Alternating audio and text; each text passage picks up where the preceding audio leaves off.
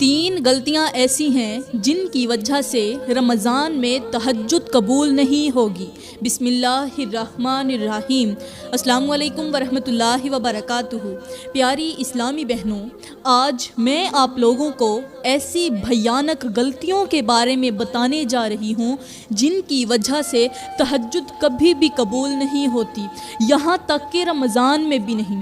سوچو، اگر آپ ہر رات اللہ کے حضور جھکتی رہیں، آنکھوں سے آنسو بہاتی رہیں، آنسو بہاتے ہوئے سجدے بھی کرتی رہیں، دعاؤں میں لرزتی رہیں، اور تمہیں لگے کہ تمہاری دعائیں آسمانوں کو چھو رہی ہیں مگر حقیقت میں وہ قبول ہونے کی بجائے رد ہو رہی ہوں، کتنا بھیانک لمحہ ہوگا۔ ذرا تصور کریں، اگر قیامت کے دن آپ کو پتہ چلے کہ جن راتوں کو آپ عبادت میں گزارتی رہیں، جن لمحوں کو آپ نے اللہ کے قریب ہونے میں صرف کیا، وہ سب عقارت میں چلا گیا۔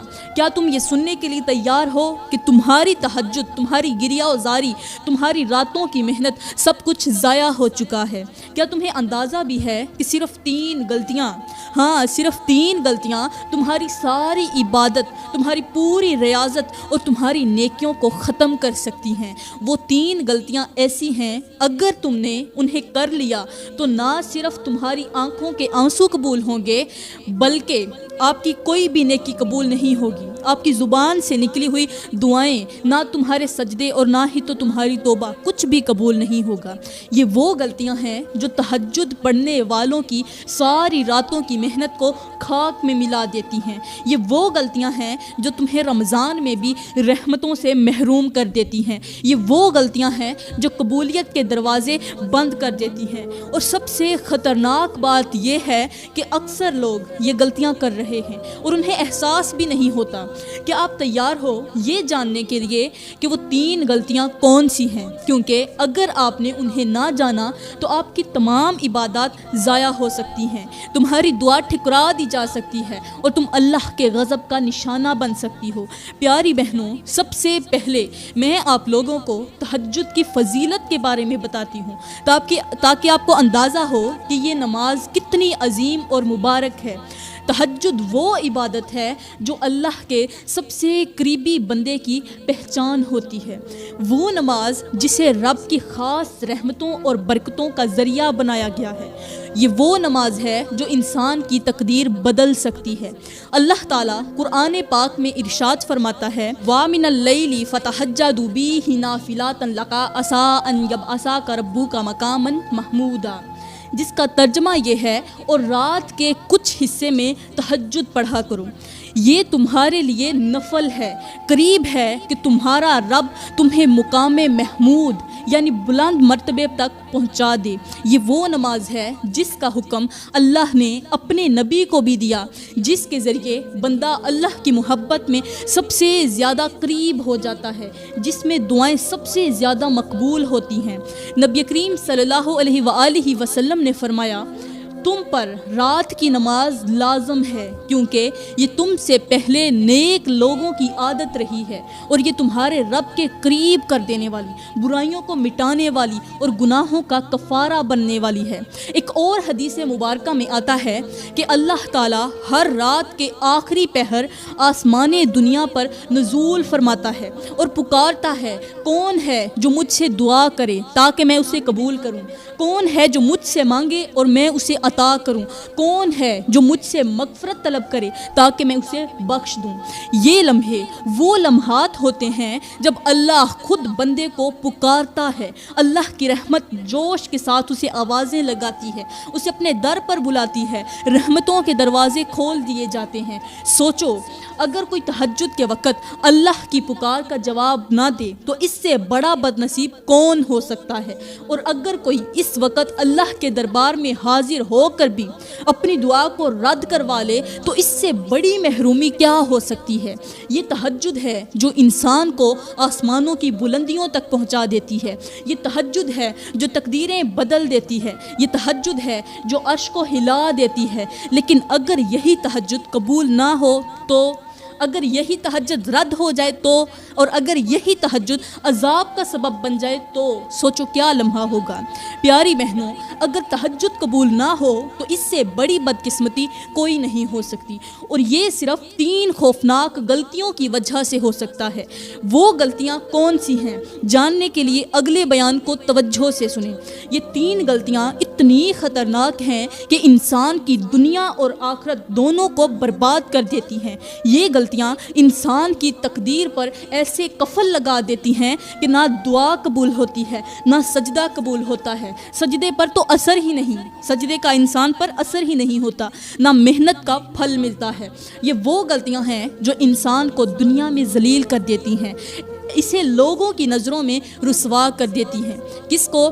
جو یہ غلطیاں کرتا ہے اس کی عزت خاک میں مل جاتی ہے اور گھر میں ہمیشہ بے برکتی اور نحوست چھائی رہتی ہے۔ یہ وہ غلطیاں ہیں جو انسان کے رزق کو تنگ کر دیتی ہیں، دعاؤں کے دروازے بند کر دیتی ہیں، مشکلات کو مقدر بنا دیتی ہیں۔ سوچو اگر کسی نے راتوں کی عبادت کی ہو اور وہ قبول نہ ہو، اگر اس کے آنسو ضائع ہو جائیں، اگر اس کی دعائیں آسمان تک پہنچنے سے پہلے ہی رد کر دی جائیں تو اس کی زندگی کا کیا حال ہوگا۔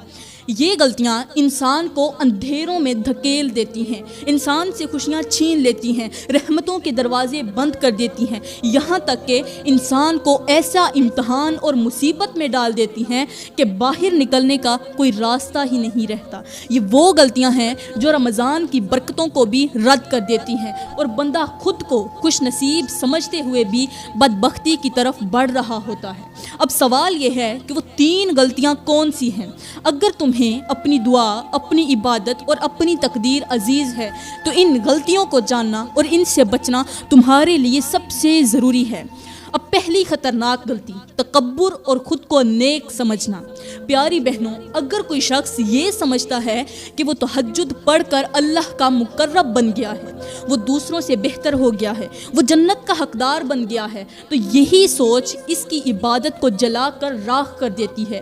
یہ وہ زہر ہے جو نیکیوں کے سمندر کو خشک کر دیتا ہے۔ یہ وہ گناہ ہے جس نے شیطان کو ہمیشہ کے لیے مردود بنا دیا۔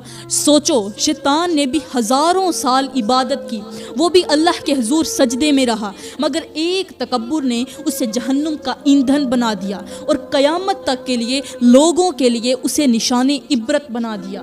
کیا تمہیں یقین ہے کہ کہیں تمہارا حال بھی شیطان جیسا تو نہیں؟ کیا تم تہجد پڑھ کر خود کو دوسروں سے بہتر تو نہیں سمجھتی؟ کیا تم نے کبھی کسی کو گنہگار کہہ کر حقیر تو نہیں جانا؟ کیا تمہیں اپنی نیکی پر فخر محسوس ہوتا ہے؟ اگر ایسا ہے تو خبردار، کیونکہ تمہاری تہجد قبول ہی نہیں ہو رہی، بلکہ وہ تمہارے خلاف گواہی دے رہی ہے۔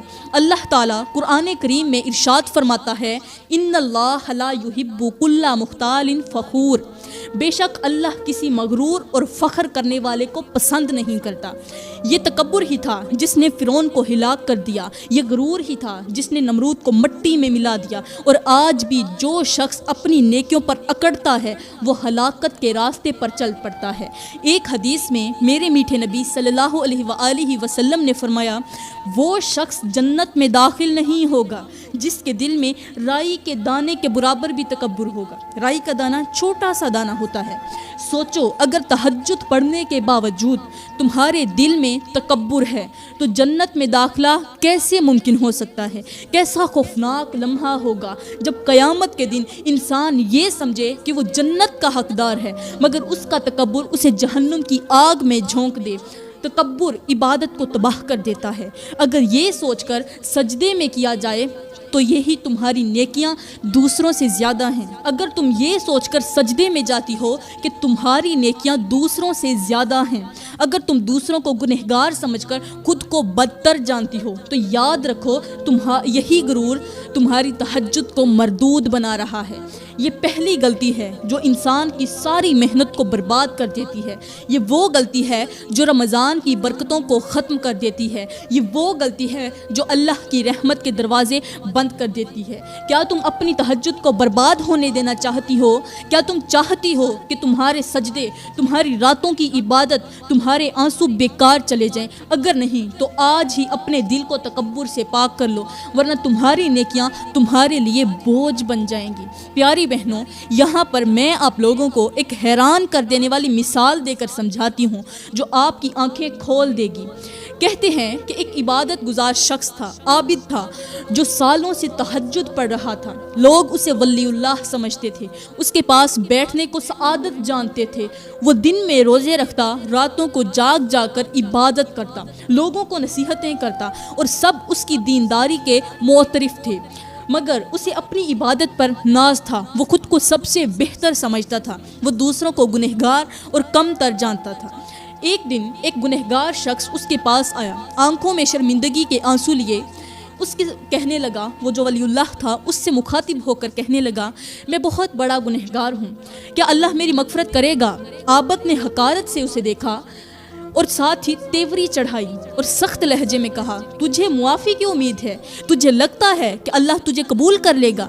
میں نے ساری عمر عبادت میں گزار دی، پھر بھی اللہ سے ڈرتا ہوں، اور تم گناہوں میں لت پت ہو کر معافی مانگ رہے ہو۔ جا، اللہ تجھ جیسے گنہگاروں کو کبھی معاف نہیں کرے گا، کبھی قبول نہیں کرے گا۔ وہ گنہگار شخص وہاں سے چلا گیا، لیکن وہ عابد جو تھا اس رات اس پر قیامت گزر پڑی۔ اس رات اس نے تہجد کے لیے کھڑی ہونے کی کوشش کی، مگر اس کے جسم میں طاقت نہ تھی۔ اس کے جسم میں سے طاقت ختم ہو گئی، وہ سجدے میں گرنے لگا، مگر اس کا بدن شل ہو چکا تھا۔ وہ دعاؤں کے لیے ہاتھ اٹھانا چاہتا تھا، مگر زبان بند ہو چکی تھی۔ اچانک آسمان سے ایک آواز آئی، اے مغرور شخص، تیرے تکبر نے تیری تمام عبادتوں کو مٹا دیا۔ تو نے میرے ایک گنہگار بندے کی مغفرت کے دروازے بند کرنے کی کوشش کی، تو نے میرے فیصلے میں مداخلت کی۔ جا، آج سے تیرا نام نیکوکاروں میں نہیں بلکہ مردودوں میں لکھ دیا گیا ہے۔ سوچو، وہ شخص جسے سب لوگ ولی سمجھتے تھے ایک لمحے میں تباہ ہو گیا۔ وہ جس کی تہجد سالوں سے جاری تھی، ایک غرور نے سب کچھ تباہ کر دیا۔ وہ جس کے سجدے زمین پر لگتے تھے، مگر اس کا دل آسمان کو چیلنج کر رہا تھا، اسے مردودوں میں شامل کر دیا گیا۔ یہی تکبر ہے جو انسان کو برباد کر دیتا ہے، یہی غرور ہے جو تہجد کو عذاب میں بدل دیتا ہے، اور یہی ریاکاری ہے جو عبادت کو بوجھ بنا دیتی ہے۔ پیاری بہنوں، اگر آپ نے بھی تکبر کی یہ چنگاری اپنے دل میں رکھی تو پھر جان لو، یہ ایک دن تمہاری تہجد، تمہاری ساری نیکیاں، تمہاری ساری محنت کو جلا کر راکھ کر دے گی۔ اب دوسری بڑی غلطی، دل میں کینہ، بغض اور حسد رکھنا۔ تہجد کی نماز پڑھ کر بھی دل میں لوگوں کے لیے بغض رکھنا، حسد رکھنا۔ پیاری بہنوں، اگر کوئی شخص راتوں کو تہجد پڑھتا ہے، سجدے میں جا کر روتا ہے، اللہ سے مانگتا ہے، لیکن اس کے دل میں کسی دوسرے کے لیے کینہ، بغض یا حسد ہے، تو اس کی تہجد آسمان تک پہنچنے سے پہلے ہی رد کر دی جاتی ہے۔ یہ وہ گناہ ہے جو انسان کے نیک اعمال کو دیمک کی طرح کھا جاتا ہے، اس کی دعاؤں کے دروازے بند کر دیتا ہے، اس کے رزق میں بے برکتی ڈال دیتا ہے اور اس کے سکون کو جلا کر راکھ کر دیتا ہے۔ سوچو، اگر تم راتوں کو اللہ کے حضور جھک رہی ہو، سجدے کر رہی ہو، لیکن تمہارے دل میں کسی کے لیے نفرت چھپی ہوئی ہے، تو کیا وہ عبادت قبول ہو سکتی ہے؟ اگر تم سجدے میں ہو لیکن تمہاری زبان پر دوسروں کی برائی ہے، تو کیا اللہ تمہاری دعا سنے گا؟ اگر تم ہاتھ اٹھا کر دعا مانگ رہی ہو مگر تمہیں کسی کی خوشی برداشت نہیں ہوتی، تو کیا تمہاری مانگی ہوئی خوشیاں تمہیں نصیب ہو سکتی ہیں؟ میرے کریم نبی صلی اللہ علیہ وآلہ وسلم نے فرمایا، لوگوں کے اعمال ہر پیر اور جمعرات کو اللہ کے حضور پیش کیے جاتے ہیں، اور اللہ ہر اس بندے کی مغفرت فرما دیتا ہے جو شرک سے بچا ہو، مگر اس شخص کی بخشش نہیں کرتا جس کے دل میں کسی دوسرے بھائی کے لیے کینہ ہو۔ یہ وہ گناہ ہے جو تمہاری عبادت کو بیکار کر دیتا ہے، تمہاری راتوں کے سجدے ضائع کر دیتا ہے، تمہیں دعائیں کرنے کے باوجود خالی ہاتھ لوٹا دیتا ہے۔ یہ وہ بیماری ہے جو دل کو مردہ بنا دیتی ہے، اور ایسے شخص کی کوئی نیکی اللہ کے ہاں قبول نہیں ہوتی جب تک وہ اپنے دل کو صاف نہ کر لے۔ قرآن کریم میں میرا اللہ ارشاد فرماتا ہے، تم ایسے لوگوں کو نہیں پاؤ گے جو اللہ اور قیامت کے دن پر ایمان رکھتے ہوں اور پھر بھی ان لوگوں سے محبت رکھتے ہوں جو اللہ اور اس کے رسول کے دشمن ہیں۔ سوچو اگر تم دل میں کسی کے لیے حسد رکھتی ہیں، اگر آپ کے دل میں دوسروں کے لیے نفرت ہے، کینہ ہے، بغض ہے، تو تمہاری تہجد کا کیا فائدہ؟ تمہارے سجدے، تمہاری راتوں کی عبادت، تمہاری مانگی ہوئی دعائیں سب کچھ ہوا میں تحلیل ہو جائے گا۔ یہ وہ غلطی ہے جو رمضان کی رحمتوں کو تم سے دور کر سکتی ہے، یہ وہ بیماری ہے جو تمہارے رزق کو بند کر سکتی ہے، یہ وہ زہر ہے جو تمہاری نیکیوں کو کھا سکتا ہے۔ پیاری بہنوں، اگر آپ چاہتی ہیں کہ آپ کی تہجد قبول ہو تو اپنے دل کو ہر بغض، حسد اور کینے سے پاک کر لو، ورنہ یہ زہر تمہاری عبادت کو ختم کر کے تمہیں بدبختی کی طرف دھکیل دے گا۔ پیاری بہنوں، میں آپ کو ایک گہری مثال دے کر سمجھاتی ہوں جو آپ کی آنکھیں کھول دے گی، آپ کو جھنجھوڑ کر رکھ دے گی۔ ذرا تصور کریں کہ ایک شخص ہے جو رات کے اندھیروں میں جاگ کر تہجد پڑھتا ہے، سجدے میں آنسو بہاتا ہے، اللہ کے حضور فریاد کرتا ہے، لیکن اس کے دل میں کسی دوسرے کے لیے بغض ہے، حسد ہے اور نفرت چھپی ہوئی ہے۔ وہ عبادت کے بعد اپنے کسی بھائی یا بہن کے خلاف دل میں برائی رکھتا ہے، اس کی خوشیوں پر جلتا ہے، ان کی کامیابی پر کڑتا ہے، ان کی ناکامی دیکھ کر خوش ہوتا ہے۔ ایسا شخص بالکل اس مسافر کی طرح ہے جو ایک کشتی میں بیٹھ کر دریا پار کرنا چاہتا ہو، مگر اس کے ہاتھ میں ایک ایسا تیز دھار چاقو ہے جس سے وہ کشتی میں خود ہی سراخ کرتا جا رہا ہے، خود سراخ کر رہا ہے اپنے ہاتھوں سے، اور وہ سمجھتا ہے کہ وہ منزل کی طرف بڑھ رہا ہے، وہ یقین رکھتا ہے کہ وہ پار پہنچ جائے گا، مگر جیسے ہی وہ دریا کے بیچ میں پہنچتا ہے وہ کشتی ڈوبنے لگتی ہے، پانی اندر آتا ہے اور وہ شخص بے بسی سے ڈوبنے لگتا ہے۔ یہی حال اس شخص کا ہے جو تہجد تو پڑھتا ہے مگر اس کے دل میں حسد، کینہ اور بغض چھپا ہوا ہے۔ وہ سمجھتا ہے کہ اس کی دعائیں قبول ہو رہی ہیں، وہ سوچتا ہے کہ وہ اللہ کے قریب ہو رہا ہے، مگر حقیقت میں وہ اپنی نیکیوں میں خود سوراخ کر رہا ہوتا ہے اپنے ہاتھوں سے۔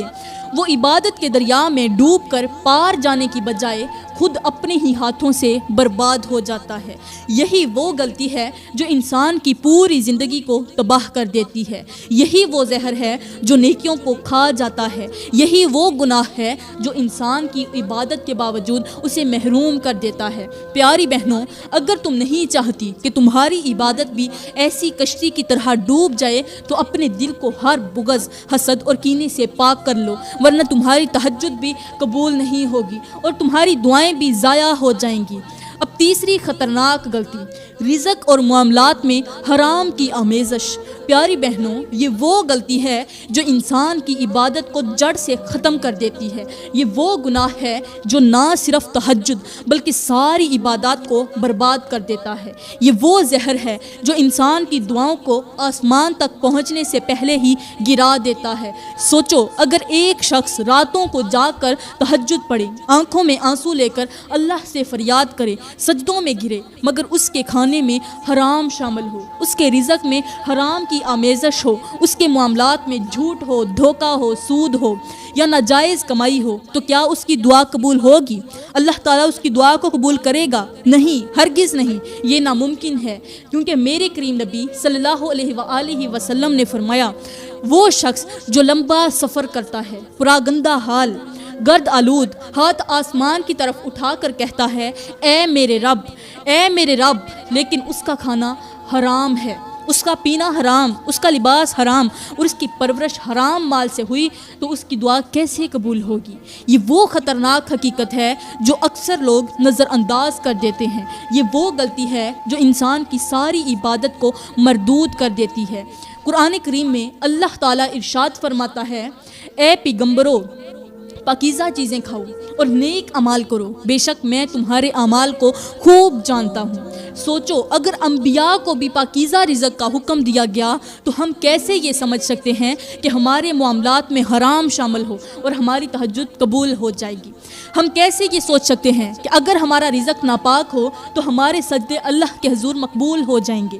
یہ وہ غلطی ہے جو انسان کی ساری زندگی کی محنت کے باوجود بدبختی میں اسے مبتلا کر دیتی ہے، یہ وہ وہ گناہ ہے جو گھروں سے برکت کو ختم کر دیتا ہے، یہ وہ لعنت ہے جو نسلوں کو بھی برباد کر دیتی ہے۔ پیاری بہنوں، اگر آپ چاہتی ہیں کہ تمہاری تہجد قبول ہو، اگر تم چاہتی ہو کہ تمہاری دعائیں آسمان تک پہنچیں، اگر تم چاہتی ہو کہ تمہاری عبادت تمہیں دنیا اور آخرت دونوں میں کامیاب کرے، تو اپنے رزق کو پاک کر لو، اپنے معاملات کو صاف کر لو، جھوٹ، دھوکہ، سود اور حرام کمائی سے بچ جاؤ، ورنہ تمہاری عبادت بھی رد ہو جائے گی اور تمہاری دعائیں ٹھکرا دی جائیں گی۔ پیاری بہنوں، یہاں پر میں آپ لوگوں کو ایک ایسی حکایت سناتی ہوں۔ یہ کہانی نما حکایت ایسی حقیقت بیان کرتی ہے جو شاید ہم سب کی آنکھیں کھول دے۔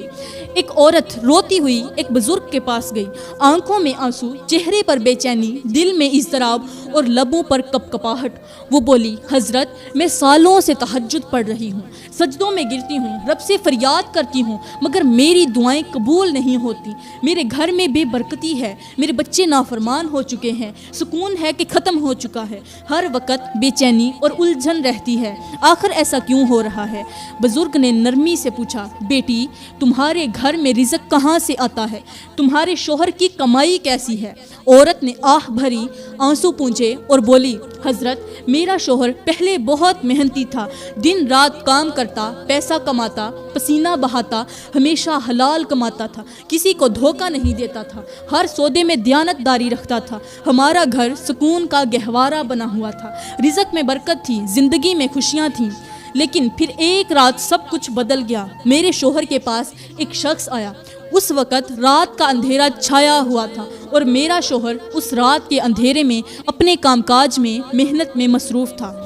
وہی شخص میرے شوہر کو اس طرح ہلکان ہوتا ہوا دیکھ کر ہنسا اور کہنے لگا، یہ کیا تم ہر وقت محنت کرتے رہتے ہو؟ تمہیں کیا ضرورت ہے اتنی زیادہ مشقت اٹھانے کی؟ اگر تم واقعی کامیاب ہونا چاہتے ہو، اگر تم چاہتے ہو کہ تمہارا کاروبار تیزی سے بڑھے، تو ایک راستہ ہے، لوگوں کو دھوکہ دینا شروع کر دو، ناپ تول میں کمی کرنی شروع کر دو، چیزوں میں ملاوٹ کرنی شروع کر دو، دیکھنا کیسے کاروبار چمکنے لگے گا، کیسے پیسے کی بارش برسے گی اور تمہیں زیادہ محنت بھی نہیں کرنی پڑے گی۔ تو یہ سن کر اس شخص کی باتوں نے میرے شوہر کے دل میں لالچ ڈال دیا۔ وہ پہلے تو جھجکا، مگر پھر اس شخص کے کہنے پر عمل کرنے لگا۔ پہلے تھوڑا سا دھوکہ دیا، پھر ہر سودے میں ملاوٹ کرنی شروع کر دی، پھر ناپ تول میں کمی کرنی شروع کر دی، اور پھر جیسے جیسے بے ایمانی بڑھتی گئی، کاروبار بھی بڑھنے لگا، دولت کی ریل پیل ہو گئی، پیسہ ہمارے گھر میں آنے لگا، شان و شوکت بڑھنے لگی۔ لیکن تب سے ہمارے گھر کا سکون ختم ہو گیا، دعائیں قبول ہونا بند ہو گئیں، تہجد کے سجدے بیکار ہو گئے، بچوں کی نافرمانی بڑھ گئی، ہمارے گھر میں ہر طرف غربتی کا، بے برکتی کا سایہ چھا گیا۔ اتنا مال آیا مگر کسی چیز میں برکت نہیں رہی۔ میں ہر رات تہجد میں روتی ہوں، اللہ سے فریاد کرتی ہوں، لیکن میرے دل میں ایک عجیب وحشت، عجیب سا خوف بیٹھا ہوا ہے۔ حضرت، کیا یہی وجہ ہے کہ میری تہجد قبول نہیں ہو رہی؟ کیا حرام رزق نے میری دعاؤں کو دروازے کو بند کر دیا ہے، قبولیت کے دروازے سے ختم کر دیا ہے؟ بزرگ نے گہری سانس لی، اس عورت کو غور سے دیکھا اور کہا، بیٹی، وہ دن یاد کرو جب تمہارے شوہر کی کمائی حلال تھی، تمہاری راتوں کی عبادت قبول ہوتی تھی، تمہاری دعائیں عرش تک جاتی تھیں، تمہاری آنکھوں کے آنسو اللہ کے حضور پیش کیے جاتے تھے۔ لیکن جب رزق میں پہلے حلال تھا تو کتنی برکت تھی، جب سے حرام کی آمیزش آ گئی، جب سے تمہارے شوہر نے ملاوٹ، دھوکہ کرنا شروع کیا، تب سے تمہاری عبادت اور دعائیں رد ہو گئیں۔ اور ساتھ ہی بزرگ نے کہا، بیٹی، یاد رکھو، حرام رزق سے پلنے والا جسم جنت میں نہیں جا سکتا۔ جو شخص حرام کمائی اپنے گھر میں لاتا ہے، وہ اپنے بچوں کے اخلاق کو بیکار کر دیتا ہے، بگاڑ دیتا ہے، اپنی بیوی کے سکون کو ختم کر دیتا ہے۔ عورت پھوٹ پھوٹ کر رونے لگی اور ساتھ ہی دعا کرنے لگی، یا اللہ، میرے گھر میں برکت ڈال دے، آج سے میں اپنے شوہر کو روکوں گی کہ وہ اپنے کام میں حرام کی ملاوٹ نہ کرے، دوسروں کو دھوکہ نہ دے، جھوٹ نہ بولے۔ پیاری بہنوں، یاد رکھیں، حرام کی کمائی صرف دنیا میں برباد نہیں کرتی بلکہ آخرت میں بھی انسان کو تباہ کر دیتی ہے۔ تو یہ ہیں وہ 3 غلطیاں جن کی وجہ سے انسان کی عبادت، انسان کی تہجد جیسی لاڈلی عبادت قبول نہیں ہوتی، قبولیت کے دروازے سے واپس آ جاتی ہے، قبول نہیں ہوتی۔ میں دعا کرتی ہوں کہ اللہ تعالیٰ ہمیں اچھی نصیحتوں پر عمل کرنے کی توفیق عطا فرمائے، ہمارے دلوں کو حسد اور بغض سے پاک کر دے اور ہمیں نیک کام کرنے کی توفیق عطا فرمائے۔ آمین ثم آمین وما علینا الا البلاغ المبین۔